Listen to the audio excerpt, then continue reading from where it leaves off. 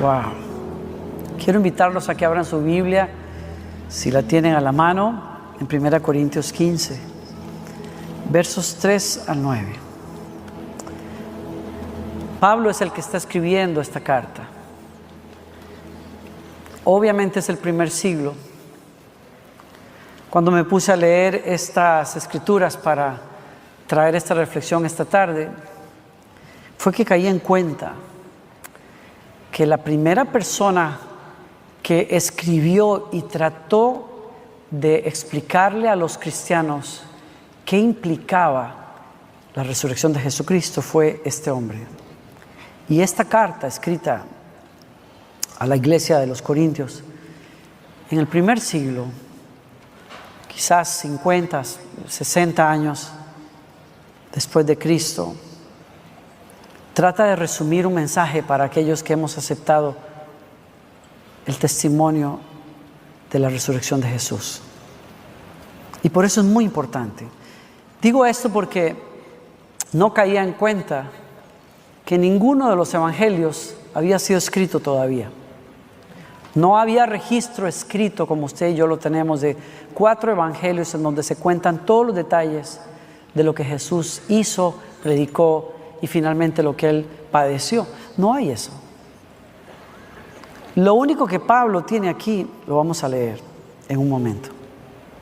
Dice, primeramente os he enseñado lo que asimismo recibí, que Cristo murió por nuestros pecados, conforme a las Escrituras, y que fue sepultado y que resucitó al tercer día, conforme a las Escrituras.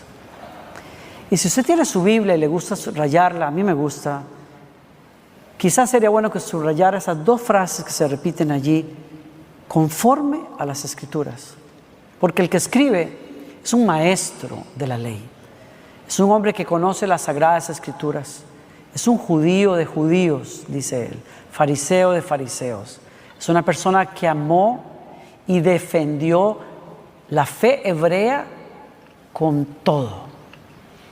Es una persona que conoce de Dios a través de las Escrituras, pero que llega al entendimiento de que aquello que los doctores de la ley y los fariseos no aceptaron, es decir, el hecho de que el Mesías se viera como cualquiera de nosotros, el hecho de que el Mesías pudo haber nacido, o pudo haberse criado más bien en Nazaret, de donde no salía nada bueno, Pablo, por la revelación de Dios a su vida, acepta lo que estos doctores no aceptaron. Que el Mesías había venido ya. Y que tenía barba y bigotes como cualquiera de nosotros. Bueno, no todos nosotros, pero que fue criado por una madre y un padre, como son los seres humanos. No lo aceptaron. Pablo, en cambio, dice, algo pasó en su vida que le hizo entender que tenía que volver a repasar todo lo que había estudiado y todo lo que había leído, y allí encontró que lo que había sucedido este fin de semana, todo estaba profetizado. Y si eso ha de decirnos algo a nosotros, es lo siguiente: no estamos inventando nada, estamos viendo el cumplimiento de verdades que fueron reveladas a través de miles de años al pueblo de Dios.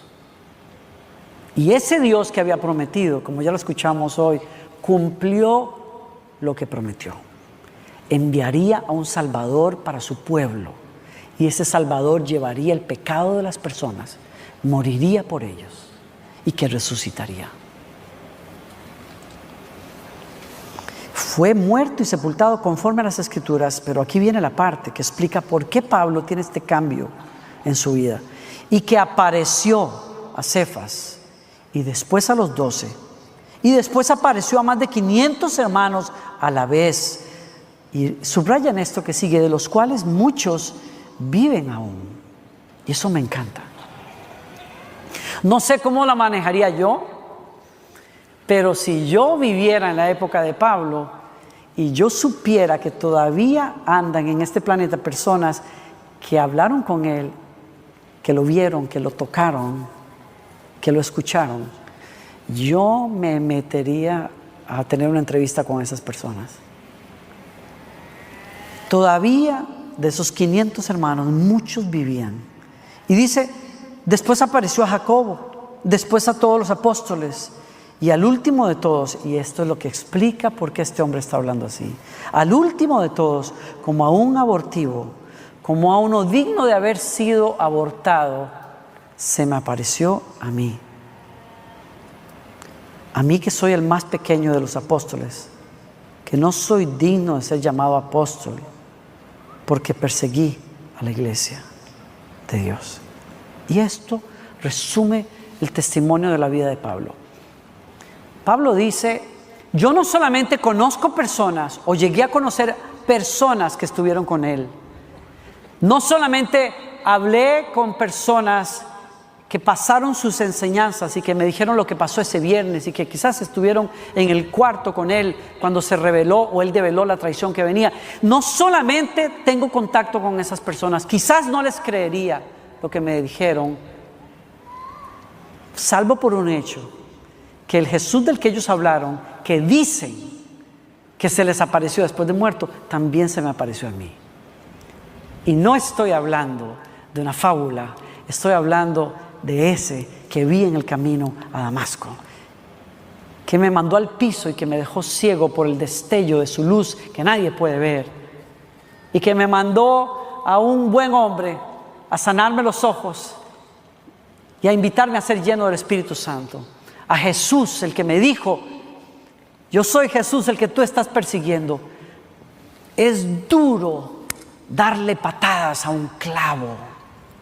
Te estás haciendo daño porque estás tratando de tapar una verdad que nadie puede tapar. Saulo de Tarso, tu celo es enfermo, estás peleando sin necesidad, porque aquel que tú quieres, aquella fe que tú quieres apagar, no se pudo apagar. Aquel que creyeron ustedes matar no puede ser sostenido por las amarras de la muerte. Resucitó y yo lo vi. ¿Por qué estoy hablando de esto hoy? Porque esto es lo que tenemos nosotros hoy.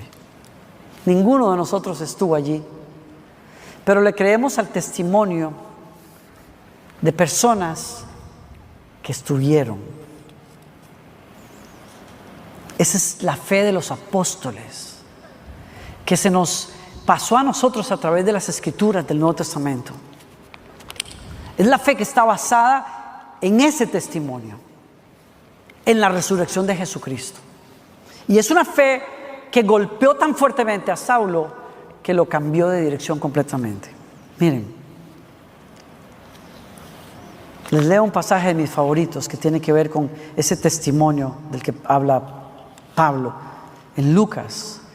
Entonces, justo mientras contaban la historia, de pronto Jesús mismo se apareció en medio de ellos. La paz sea con ustedes, les dijo.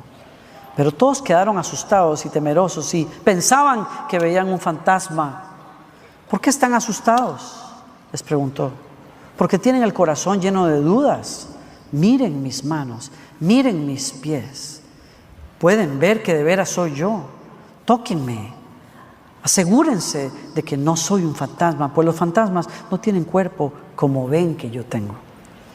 Mientras hablaba, él les mostró sus manos y sus pies. Aún así, ellos seguían sin creer, llenos de alegría y asombro. Entonces les preguntó, ¿tienen aquí algo para comer? Y le dieron un pedazo de pescado asado y él lo comió mientras ellos miraban. Es el testimonio de Lucas, el doctor, que se fue a entrevistar a las personas que estuvieron allí y escribió esto. Es el testimonio de Juan, es otra persona que habla de esto. Dice en su carta, les anunciamos al que existe desde el principio, a quien hemos visto y oído, lo vimos con nuestros propios ojos y lo tocamos con nuestras propias manos. Él es la palabra de vida, Él, quien es la vida misma, nos fue revelado y nosotros lo vimos. Y ahora testificamos y anunciamos a ustedes que Él es la vida eterna. estaba con el Padre y luego nos fue revelado.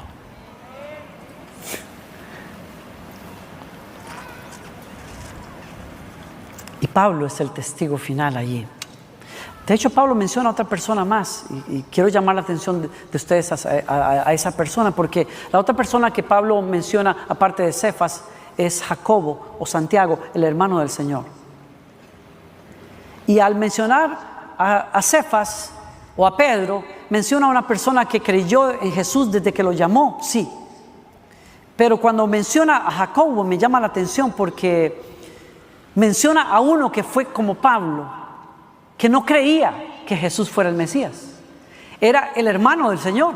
Y ustedes se acordarán que los evangelistas dicen en sus escritos que ni los hermanos de Jesús creían en Él. Quiere decir que cuando Pablo nos menciona a esa persona, está diciéndonos de alguna manera: yo conozco a otro que era tan terrible como yo, era su propio hermano, o sea, era medio hermano de Jesús, lo vio crecer con él y quizás haberlo visto crecer le hizo más difícil la tarea de aceptar quién fue él a partir de los 30 años que se reveló al mundo.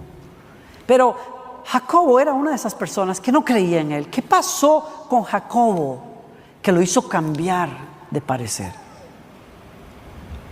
Tuvo que ser estar en ese cuarto, en alguno de esos cuartos cuando Jesús entró y les dio la paz después de que lo habían visto crucificado.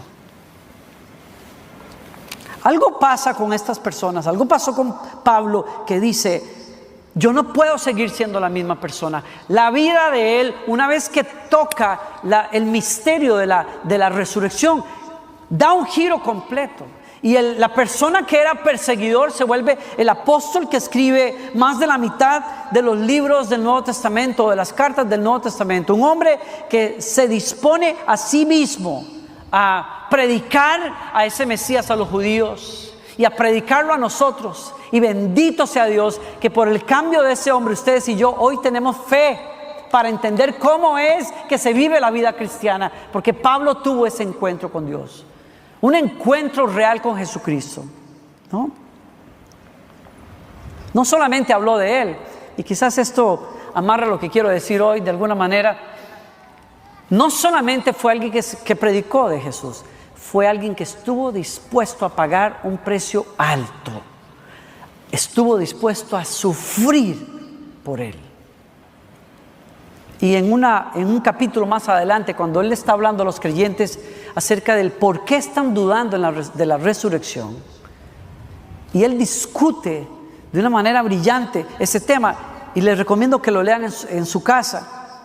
Él explica que la razón por la cual él está dispuesto a sufrir lo que ha sufrido es porque es testigo de esa resurrección también. Y dice: ¿y para qué nosotros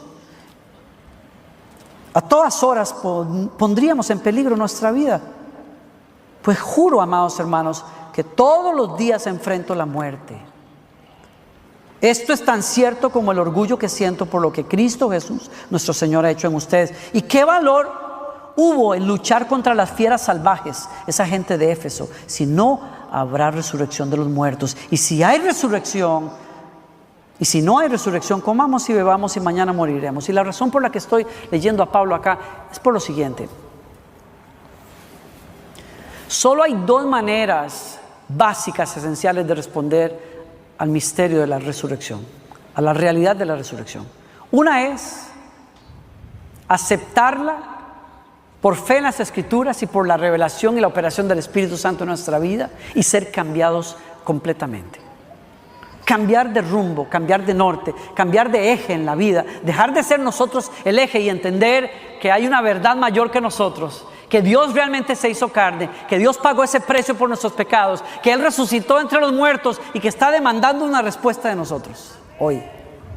Y el que acepta ese mensaje cambia de vida, como cambió mi vida, como sigue cambiando mi vida.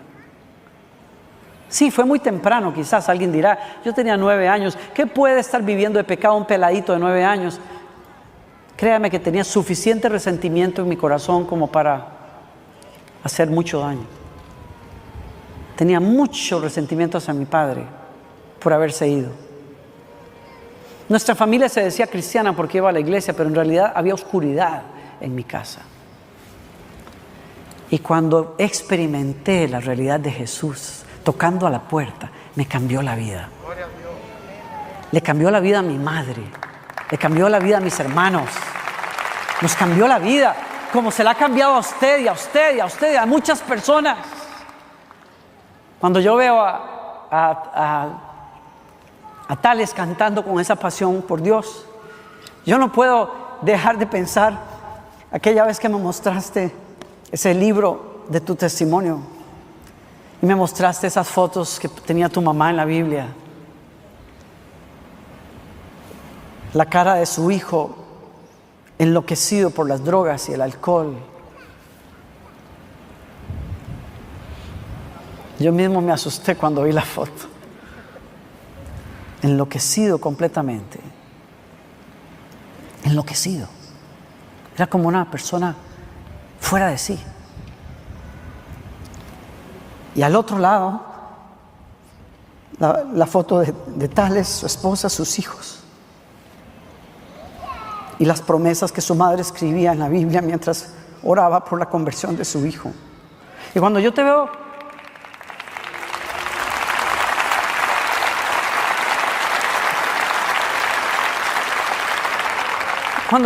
cantarle a Dios así, con tanta fuerza,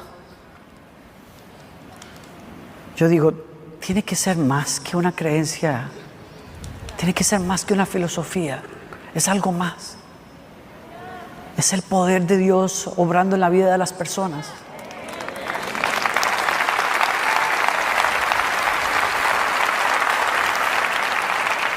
Y usted dirá, ay pastor, usted le está predicando al coro, usted le está cantando al coro, porque aquí somos cristianos todos. ¿Será que sí? Bueno, usted no viene un domingo de resurrección para que yo lo ponga en duda, pero por si acá, dicen en mi país. Porque hay muchas personas que van a una iglesia porque les gusta la verdad de las escrituras y es bonito y quieren criar a sus hijos en un buen lugar, pero a veces me pregunto yo, ¿le pasará a muchos como a mí, que iba a la iglesia a cantar todos los domingos, pero salía a vivir exactamente igual? Y si eso le está pasando a usted, déjeme decirle, usted no conoce todavía a Jesucristo, porque cuando usted conoce a Jesucristo, su vida cambia.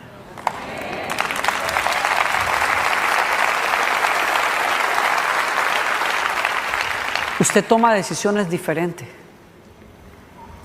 Usted no es movido por la moda y las tendencias de este mundo. Usted sabe interpretarlas a la luz de lo que Él dice, porque Él es el Señor de su vida, el Señor de señores, el Rey de reyes, el Rey todopoderoso, el que exige obediencia, devoción completa. Usted puede decir, yo soy un joven cristiano,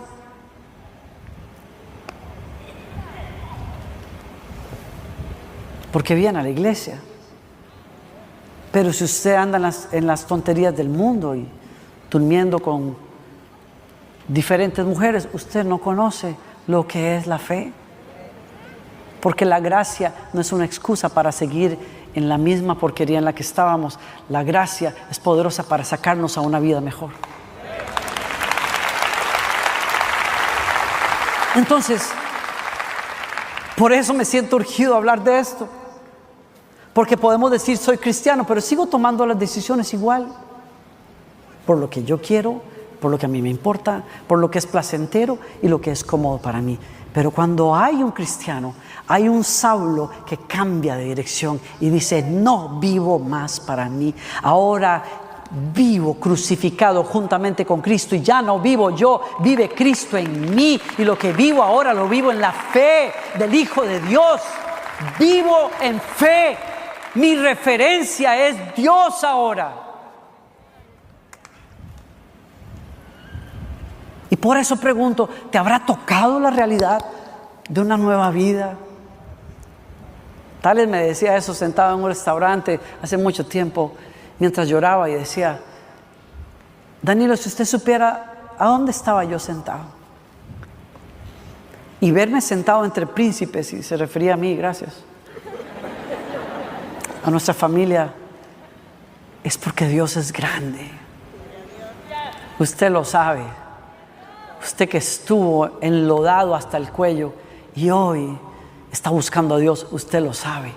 No porque usted sea muy buena gente, sino porque el poder de la resurrección lo tocó. Esa es otra historia.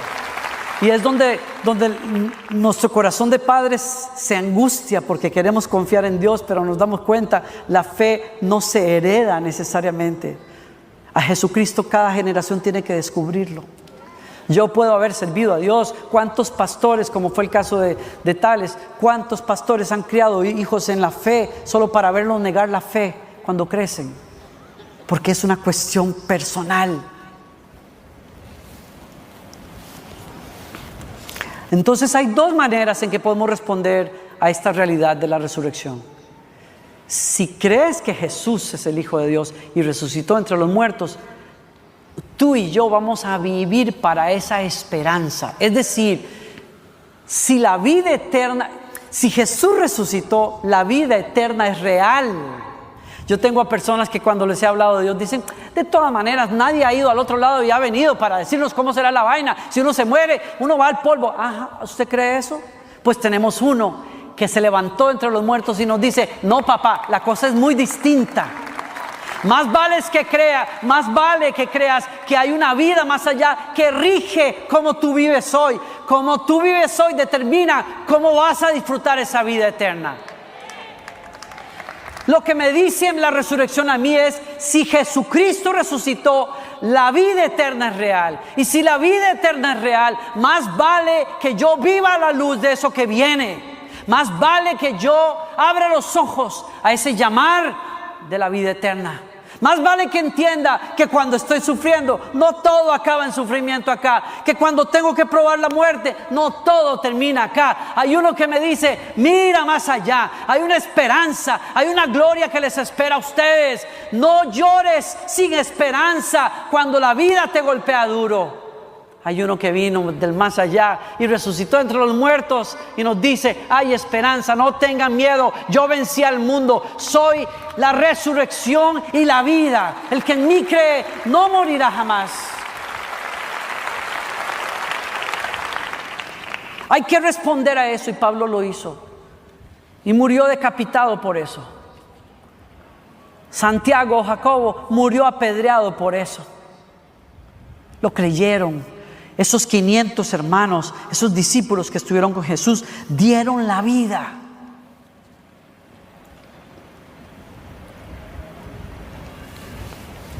Leía el caso de una de las personas que fueron involucradas en el caso famosísimo durante el presidente Nixon hace tantos años, el caso Watergate.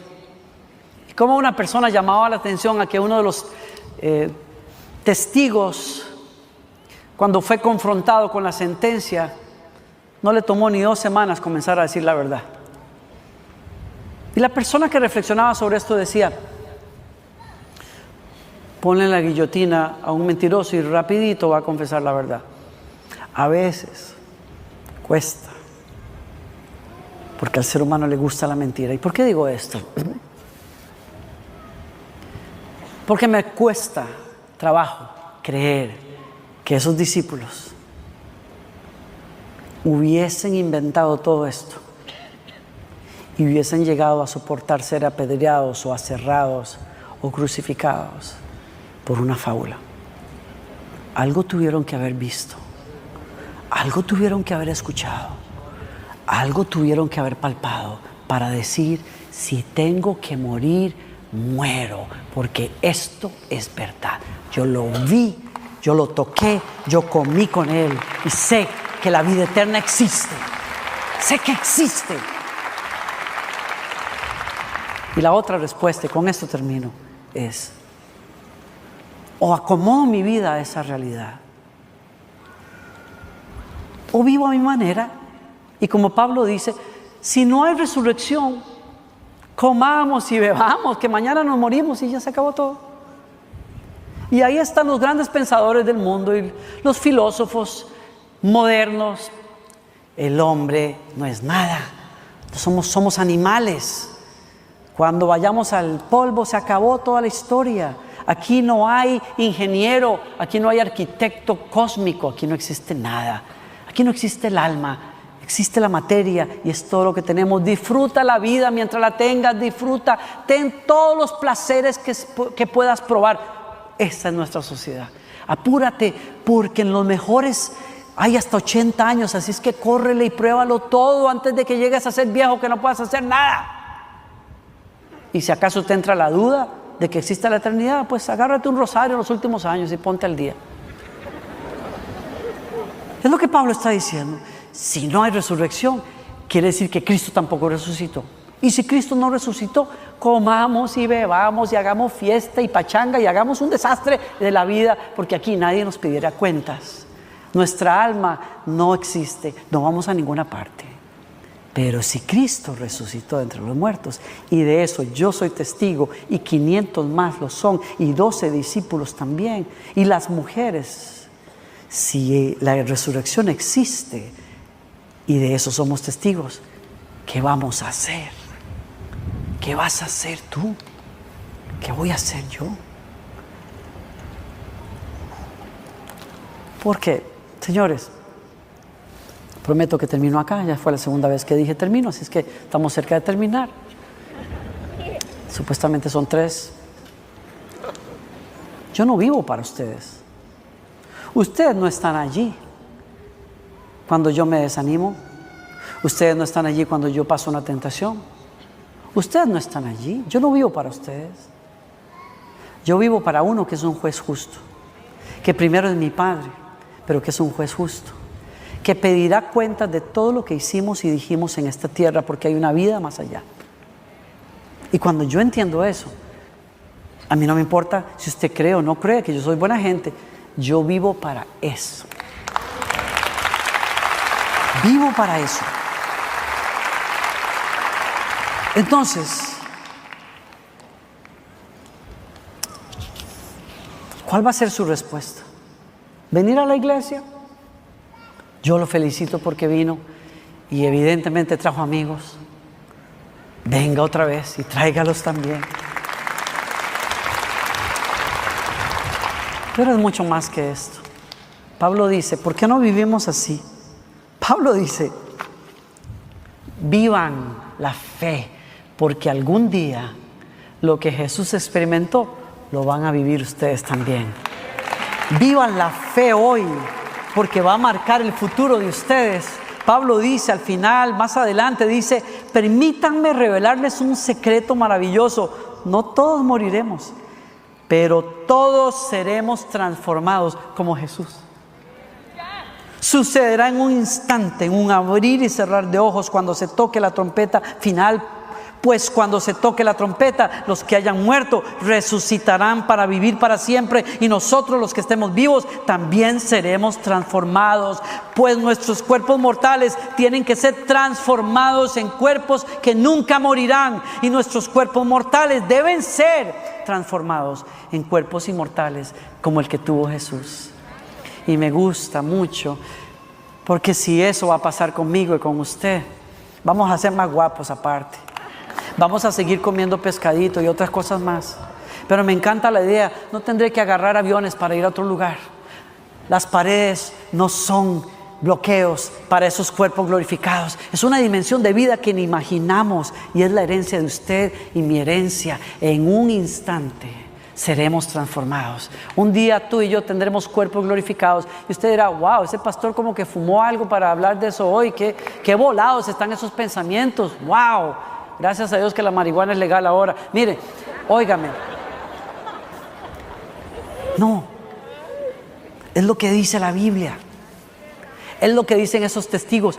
Nosotros vimos a Jesús, pero vimos algo en Él que era difícil de entender, porque era Él, pero había algo que no parecía Él, y tuvimos que acercarnos y hacerle caso y tocar las cicatrices en las manos y en el costado y en los pies, y tuvimos que atrevernos a ponerle un plato de lasaña, y se la comió toda, y dijimos, ah caray, esto no es una visión. Es lo que Pablo dice en su carta, es que no fue una visión, yo lo vi, yo estuve con Él.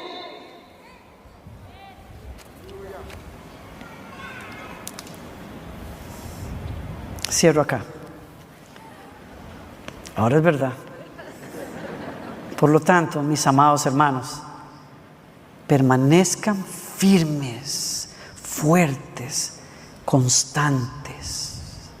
Trabajen siempre para el Señor con entusiasmo, porque ustedes saben que nada de lo que hacen para el Señor es inútil. ¿Y sabe cuál es el llamado? ¿Sabe cuál es el llamado? A comprometerse como ellos lo hicieron. Pablo dice, después de lo que yo vi, prediqué más que ningún otro apóstol. Fundé más iglesias que ningún otro apóstol. Escribí e hice más que ninguno, pero dijo, no fui yo. Al final, fue la gracia que recibí cuando mis ojos vieron el poder de la resurrección. Y cuando usted lo ve y lo palpa, usted se compromete con esa verdad. Y usted redirige la vida y ofrece su tiempo, su juventud, su vejez, sus recursos, sus talentos, todo para servirle a Dios.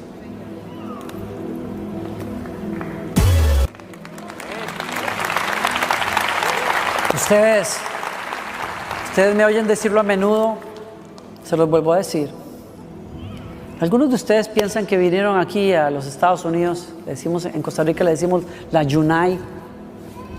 Ustedes piensan que vinieron a la Yunay para comprar casita y carrito y tener una vida muy cómoda y mandar a sus hijos a las mejores universidades y seguir el sueño americano. Tengo una buena noticia para usted. Eso le hicieron creer a usted. Pero aquí, al otro lado del río, lo estaba esperando una realidad mayor que la que usted conocía en casa. Y es el Jesucristo que resucitó entre los muertos, que te quiere cambiar la vida y que te quiere usar para que otros conozcan esta verdad. Que quiere usar tus manos para abrazar a los que nadie quiere abrazar. Quiere usar tus palabras para sanar corazones que están quebrados. Quiere usar tus recursos para darle a otro que no tiene. Quiere usar tu fuego para gente que se está muriendo de frío espiritual. Y por eso estás aquí hoy. Y yo sé que no es fácil. Tampoco para mí lo es. Yo tengo ganas a veces de salir corriendo. Sí. A mí me dan ganas de que otra persona agarre la batuta y haga porque la camisa a veces se siente grande. Pero cuando me siento en esa, le digo, Señor, no me salvaste para ser un cobarde. Yo voy a hacer tu voluntad hasta el último de mis días.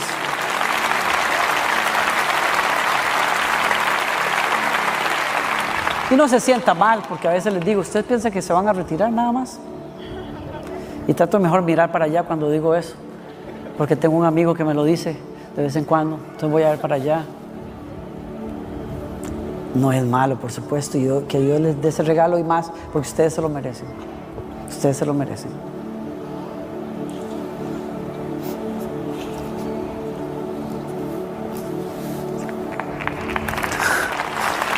Pero Dios tiene planes más grandes para usted.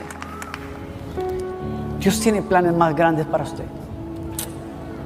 Y yo les ruego, sírvale a Dios con todo el corazón. Abrace la agenda que Dios tiene para usted. Y pase por ahí cuando sea difícil y aunque tenga que dejar los pelos en el alambre, no importa. Ninguno aquí es perfecto. Pero Dios va a estar ahí para ayudarnos. Amén.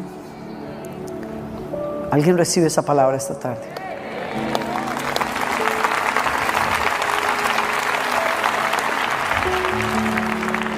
Padre, nos ofrecemos a ti, Señor, y a tu palabra hoy. Yo no quiero vivir